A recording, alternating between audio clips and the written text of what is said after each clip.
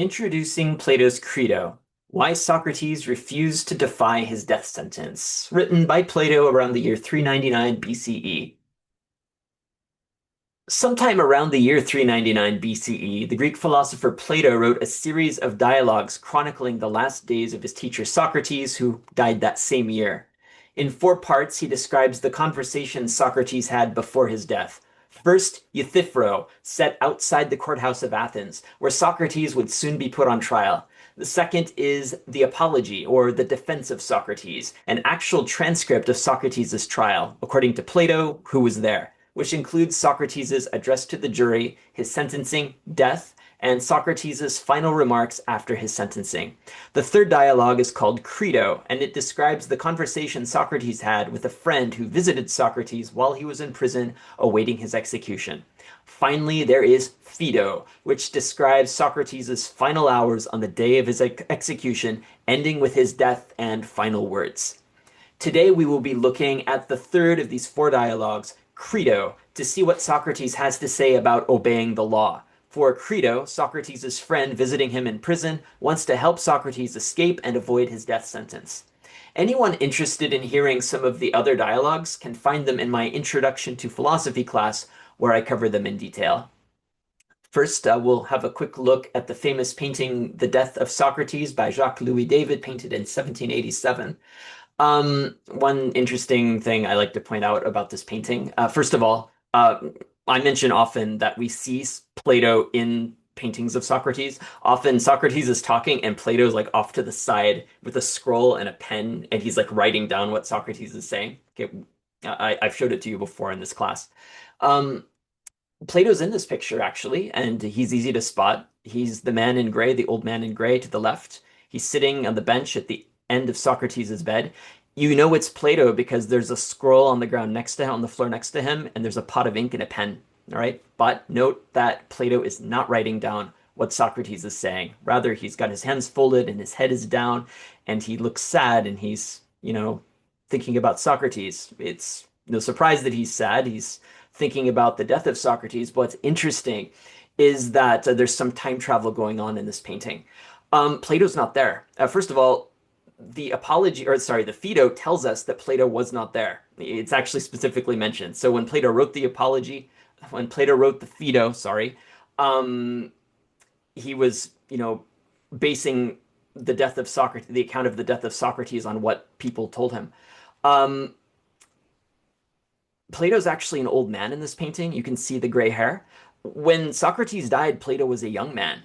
Okay, so what's really happening in this painting is we're really seeing Plato sitting alone, thinking about the death of Socrates.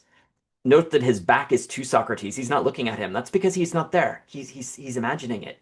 So in the light, we see Socrates and Socrates' other students who are weeping and pulling their hair and flailing their arms about because they're so sad.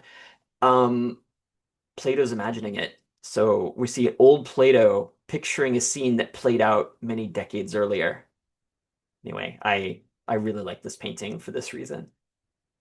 Okay, so indeed, Crito is a dialogue about justice and injustice and how one ought to respond when one is a victim of injustice. And Crito believes this description applies to Socrates, who has been sentenced to death for corrupting the youth of Athens by encouraging them to question authority. And who was Crito, you might ask? Well, he lived in the late 5th century BCE, and according to both Plato and Xenophon, another of Socrates' students, he was one of Socrates' oldest and closest friends. Crito of Athens was a wealthy agriculturalist, and, though sometimes called a student of Socrates, he was more likely a friend, one of Socrates' peers, who enjoyed listening to what Socrates had to say. It's worth noting, though, that while Crito was again quite wealthy, Socrates was very poor, and the fact that Crito had a lot of money will be an important part of this story. Okay, I'm going to share another painting with you. It's Socrates in prison, painted by Johann Heinrich Tischbein the Elder in 1785. So this was painted a couple of years before this painting of the death of Socrates. This is a really bad quality image. I'm sorry that I couldn't find a better one. However, I wanted to share it with you anyway because there's a nice little detail here. Socrates, you can recognize him. His nose is very distinct. We know what Socrates looked like, even though he lived long before cameras were invented, because so many people drew him and painted him and made statues of him. So we know what he looked like. I can recognize Socrates if I see him. Socrates is talking to a visitor. I presume it's Crito. And look, standing um, behind the two of them, there's a man with a pen in his mouth. I do wonder if that's supposed to be Plato writing down what Crito and Socrates are saying to each other. Anyway, as we read Crito, it might actually be a good idea to ask ourselves how we would respond if we were victims of injustice. For example, has someone ever made an unfair judgment about you, or made a decision that was not fair to you? Or if you were lucky enough to say both to either of these, what about Socrates? Imagine that you were Socrates, sitting in prison because you questioned the wisdom of the men in charge of your city, for there was no freedom of speech in those days. How would you feel if you were Socrates? How would you respond? I'll invite you to do that now. Think about these questions and then answer them in your notebook. If you want to share them with me, I'll invite you to, but you don't have to if you don't want to. Regardless, as the dialogue begins, the day of Socrates' execution is approaching. Socrates has been sitting in prison for about 4 weeks. Socrates' old friend Crito has come to the prison to pay him a visit, but more than that, he wants to help Socrates escape. Crito has brought money with which to bribe the jailer and prison guards, and he makes ready to explain to Socrates his escape plan. So let's see what they have to see to one another, what they have to say to one another, and just imagine this scene here. A dark prison in the middle of the night, and Crito is telling Socrates how he wants to help him get out.